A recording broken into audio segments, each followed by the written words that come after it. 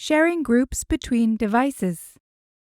You only see groups on the tablet you created them on, and when you are logged in as yourself.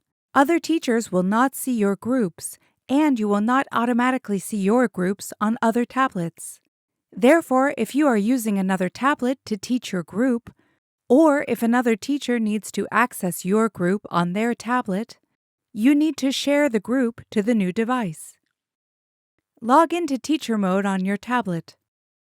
Click Manage Students.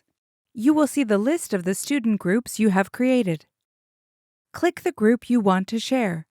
Click on the three dots in the top right corner of the screen. Click Share Group. You will see a QR code on your screen. Log into Teacher Mode on the second device.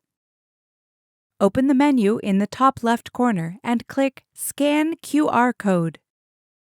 Now scan the QR code from the first tablet. The second tablet will receive all information about the group that was shared. Both tablets will show a green Completed icon when the information has been shared. On the second tablet, click Manage Students. You will now see the group that has been shared from the first tablet. Note: only the existing student's progress will be automatically shared with all tablets. If you add any students or change the group name, this information will not be shared between devices. You need to repeat this share group process for any new students.